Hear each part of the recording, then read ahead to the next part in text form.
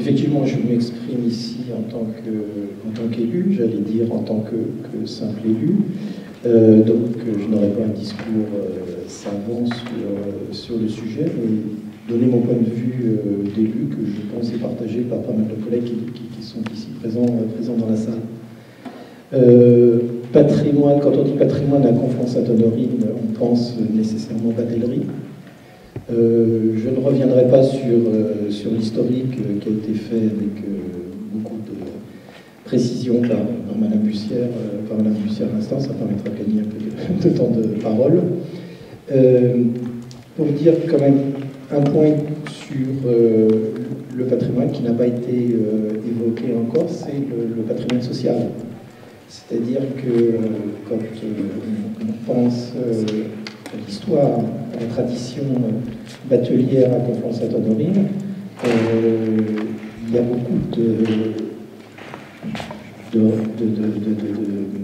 de traces sociales liées à cette activité. C'est-à-dire que beaucoup de bateliers se sont installés à terre. L'habitat sur le fleuve est toujours très présent. Il suffit de voir le linéaire de bateaux qu'il y a le long des quais. Donc, je rajouterai à ça les traditions liées à la batellerie. On a vu un certain nombre de monuments. On célèbre régulièrement, j'y reviendrai, le Parlement national de la batellerie. Il y a une association d'anciens combattants de la batellerie. Enfin, je dirais, dans la sociologie de la ville, l'héritage batelier transport fluvial est un élément qui est très important et dont, bien évidemment, nous devons tenir compte. La question qui se pose à nous, c'est comment, dans la stratégie de la ville, on assure la transition, ou la transmission, j'ai bien retenu le mot tout à l'heure, la transmission de l'ensemble de ce patrimoine dans les grands projets qui se dessinent sur notre territoire, projets complexes, parfois controversés, mais comment assure-t-on le devoir que nous avons d'assurer une transition entre un monde traditionnel, que l'on a vu au travers du patrimoine lié au fleuve, et la difficulté de projets, bien souvent, qui dépassent la commune, et qu'il s'agit de faire connaître et faire accepter par les populations. Donc, aujourd'hui, comment intègre-t-on cet élément? Je dirais en s'inscrivant dans les projets structurants sur lesquels on va débattre aujourd'hui, autour du fleuve de la Seine. Donc on s'inscrit parfaitement dans ce que le SDRIF avait noté déjà sur le caractère stratégique de la Seine. L'OIN Seine-Aval, du moins sur la partie yvelinoise de la vallée de la Seine, travaille autour de l'aspect stratégique de la Seine dans l'aménagement de l'axe Seine Paris-Rouen-Le Havre. Nous sommes impliqués dans ces travaux, bien évidemment.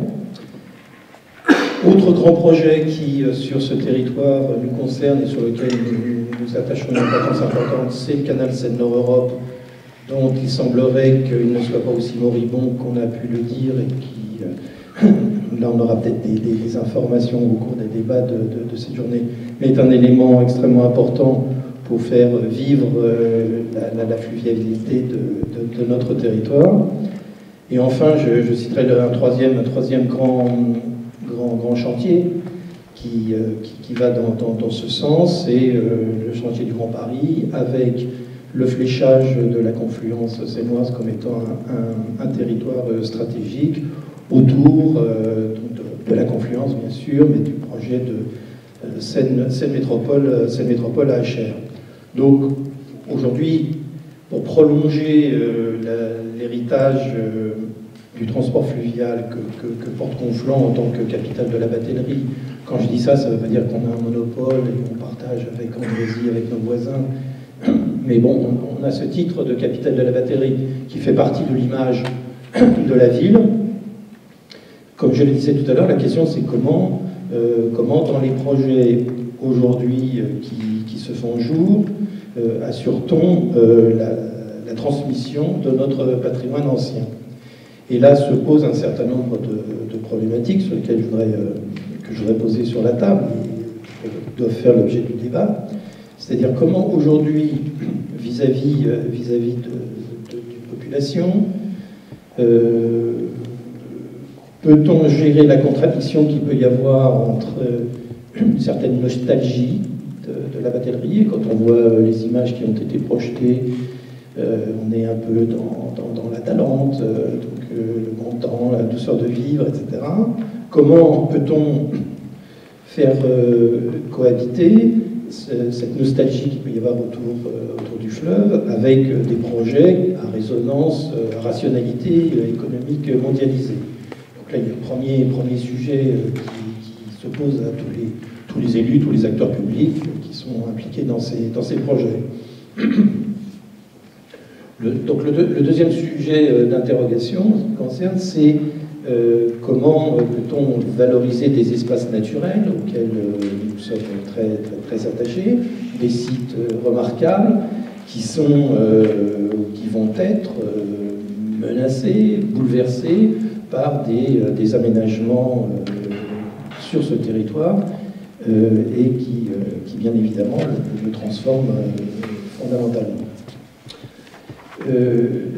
Troisième question que l'on peut se poser, c'est comment développer l'acceptabilité, c'est-à-dire comme on voit beaucoup entre nous, l'acceptabilité de perspectives de développement du territoire par des habitants, par une population qui généralement provient de la zone dense de l'Île-de-France et sont venus rechercher le caractère provincial, je le mets entre guillemets, le caractère provincial de ce territoire, qui est avant tout fait d'habitat pavillonnaire.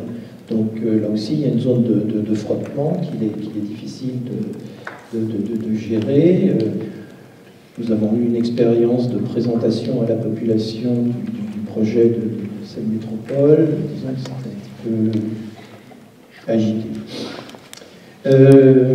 Et puis, dernier point auquel nous attachons une attention particulière, c'est la cohérence de l'État en particulier entre des objectifs, et ça on y reviendra si on revient sur le contre-développement territorial, entre des objectifs de développement du territoire, notamment en termes de construction de logements, puisqu'on est sur un objectif d'environ 3000 logements sur le territoire, et des moyens de transport, notamment liés à ce développement, qui aujourd'hui nous semble mériter confirmation. On s'interroge beaucoup sur un développement d'un territoire, construction de logements, et les moyens que l'on donne pour que les habitants puissent se déplacer sur ce territoire, ou se déplacer bien évidemment à l'extérieur du territoire. Donc voilà en quelques mots ce que je voulais poser comme réflexion, c'est-à-dire comment un patrimoine dont nous sommes porteurs, donc je l'ai centré sur l'aspect vie d'atelier, transport fluvial, comment avec le caractère un peu de nostalgie et de bon vivre, de bien vivre qu'il porte, comment le projette-t-on, et ce qui a été expliqué par Madame Garçon donné un certain nombre de pistes à ce sujet-là. Comment le projette-t-on dans des projets colossaux qui bouleversent la vie des habitants.